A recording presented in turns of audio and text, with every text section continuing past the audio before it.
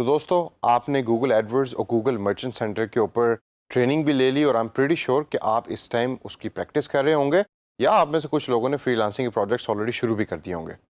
लेकिन Google AdWords के section को ख़त्म करने से पहले एक और ऐसा सेशन है कि जो मैं आज आपके साथ करना चाहता हूँ, और वो है most common mistakes while using Google AdWords का।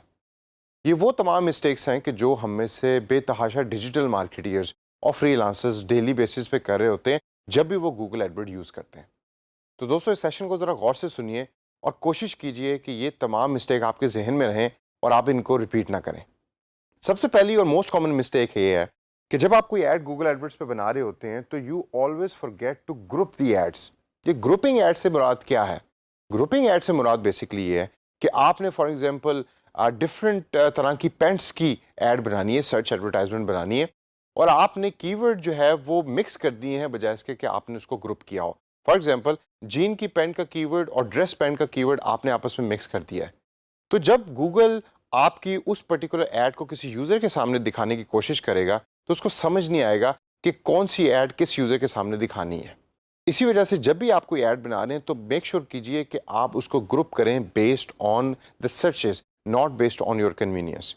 फॉर एग्जांपल, अगर आपने ड्रेस पैंट्स वालों के लिए ऐड बनानी है तो आप ड्रेस पैंट के कीवर्ड्स को यूज़ करके एक ऐड बनाएं। दूसरी ऐड बनाएं आप जीन्स की पैंट्स यूज़ करने वालों के लिए, ताकि जब भी गूगल आपकी एड्स दिखा रहा हो अपनी सर्चेस के अंदर तो वो कंफ्यूज ना हो कि मैंने ऐड किसको दिखानी है based on which searches. Second point और second most common mistake is not using proper keywords. जी हाँ, ये भी कीवर्ड से डायरेक्टली एसोसिएटेड है। इससे मुराद ये है कि आपने एक ऐड तो बना ली लेकिन आपने ये टाइम नहीं लगाया उसके ऊपर कि कौन कौन से ऐसे कीवर्ड्स हैं कि जो मुझे यूज़ करने चाहिए। आपने बस वैसे ही बैठ के विदाउट एनी रिसर्च अपनी मर्जी से कुछ कीवर्ड उसमें सेलेक्ट कर लिए। लेकिन गूगल एडवर्ड के अंदर अगर आपको याद हो, पिछले एक सेशन में मैंने आपको सिखाया था कि कीवर्ड प्लानर का बहुत ही इंपॉर्टेंट टूल गूगल एडवर्ड आपको प्रोवाइड करता है। तो आप कीवर्ड प्लानर के टूल को यूज़ करें और यूज़ करके आप डिसाइड कीजिए कि कौन से कीवर्ड्स ऐसे हैं कि जो आपने यूज़ करने हैं अपने उस पर्टिकुलर कैंपेन के अंदर।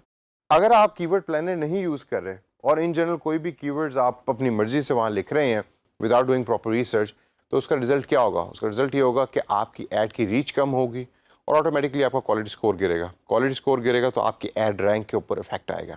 तो ये थी सबसे मोस्ट कॉमन सेकंड मिस्टेक। तीसरी मोस्ट कॉमन मिस्टेक है नॉट यूजिंग नेगेटिव कीवर्ड्स। इससे मुराद ये है कि आप वो कीवर्ड्स गूगल को नहीं बता रहे जो आप अपनी सर्चेज में यूज़ नहीं करना चाहते। फॉर एग्जाम्पल, आप टाइपिंग क्लास के लेसन्स देते हैं और आप चाहते हैं कि जब भी कोई टाइपिंग क्लास लिखे तो आपकी ऐड उसके सामने पॉपअप हो ताकि वो उसके ऊपर क्लिक कर सके। लेकिन अब किसी ने फ्री टाइपिंग क्लास लिख के टाइप करके गूगल के अंदर सर्च किया है और आपकी ऐड अपीयर हो रही है।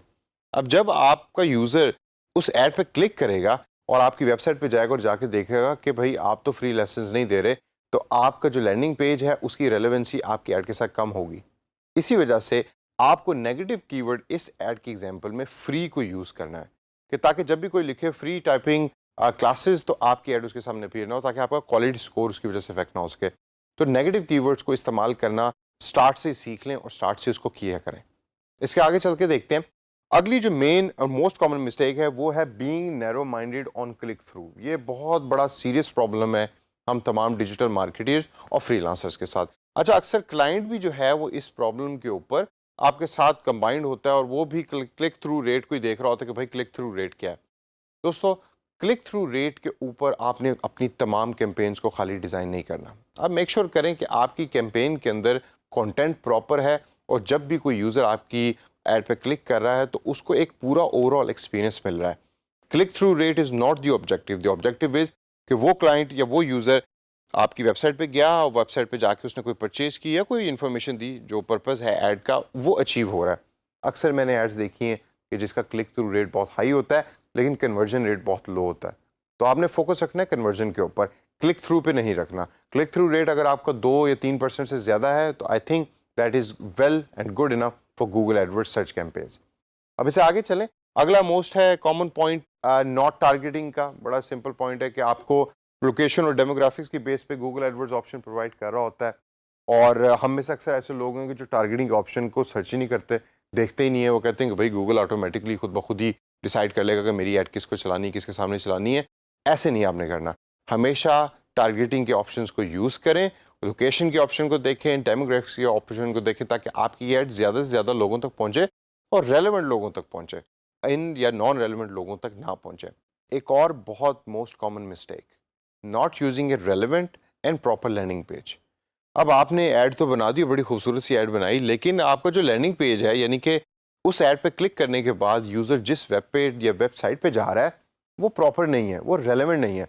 आपने ऐड में लिखा हुआ है कि जी गेट 50% डिस्काउंट, लेकिन जब यूज़र आपकी वेबसाइट पे पहुंचा या उस लैंडिंग पेज पे पहुंचा, वहाँ जाके देखा कि वहाँ कोई डिस्काउंट एग्जिस्ट ही नहीं करता। तो होगा क्या, आपका क्वालिटी स्कोर गिरेगा, आपकी एड रेलेवेंसी खराब होगी, एड रेलेवेंसी खराब होने की वजह से आपका एड रैंक खराब होगा। और जैसे ही दोस्तों आपका एड रैंक खराब हुआ तो भूल जाइए कि आपकी एडवर्ड्स की कैंपेन ठीक चलेगी, आपके पैसे ज़ाया होंगे और गूगल आपसे पैसे चार्ज करता रहेगा और यूज़र तक आपकी एड जो है वो नहीं पहुंच पाएगी। तो इस वजह से जब भी लैंडिंग पेज आपने बनाना है वो रेलेवेंट हो, कंटेंट रेलेवेंट हो, कंटेंट अपडेटेड हो। अगर क्लाइंट का पेज है तो क्लाइंट से पहले कहिए कि भाई अपने लैंडिंग पेज को हमारी एड्स के साथ कंबाइन करें और कंबाइन करके देखें कि उसमें क्या डिफरेंसेस हैं, ताकि उन डिफरेंसेस को दूर किया जा सके। और last point, do not believe in set and forget campaign. हमेशा जब भी आप कैंपेन बना रहे हैं तो ऐसा ना हो कि आपने कैंपेन सेट कर दी है और फिर आप भूल गए कि भाई अब तो देखो मैंने कैंपेन बना दी है, ये कैंपेन तो चलेगी चलेगी और अच्छा रिजल्ट लेकर आएगी। कभी नहीं ऐसे करना। जब भी कैंपेन आपने बनाई है उस कैंपेन को प्रॉपर्ली मॉनिटर करें। याद है गूगल एडवर्ड्स को जैसे ही आप लॉग इन करते हो तो स्टार्ट के अंदर ही आपको ग्राफ्स नज़र आ रहे होते हैं, नंबर्स नज़र आ रहे होते हैं, परसेंटेजेस नज़र आ रही होती हैं। मॉनिटर कीजिए, देखिए कि क्या क्या ऐसी चीज़ें हैं, क्लिक थ्रू रेट क्या है, पे पर क्लिक क्या हो रहा है, आपकी कैंपेन किस तरीके से रन करी और किस जगह पे आपको कैंपेन में चेंजेस लाने की ज़रूरत है, उस सारे को रिव्यू करें और रिव्यू करके साथ साथ उसको चेंज करते रहें। बहुत सारे लोगों को ये मसला होता है कि वो गूगल एडवर्ड्स की कैंपेन को लॉन्च कर देते हैं, लॉन्च करने के बाद कहते हैं कि भाई अब ये मैंने 1 हफ्ते के लिए लगा दिए तो 1 हफ्ते के लिए इसको भूल जाओ, मैं ज़रा दूसरे क्लाइंट का काम कर लूँ। कभी ना करें ऐसे, रेगुलरली उसको मॉनिटर करें। दिन में से 15 मिनट निकाल लें कि जिसके अंदर आपने कैंपेन्स को रिव्यू करना है और उस रिव्यू के बेस के ऊपर कैंपेन्स को चेंज करें। तो दोस्तों इस सेशन के अंदर गूगल एडवर्ड्स को ख़त्म करने से पहले मैंने मोस्ट कॉमन मिस्टेक्स जो हम डिजिटल मार्केटर्स को और फ्रीलांसर्स को फेस होती हैं उसके बारे में थोड़ा सा जिक्र किया। अब इन मिस्टेक्स को आपने जहन में रखना है और कोशिश करनी है कि जब भी आप फ्रीलांसिंग का काम कर रहे हैं तो ये मिस्टेक्स आप ना करें, वरना क्लाइंट भी खुश नहीं है, आप भी खुश नहीं और ना ही काम करने का मज़ा आएगा।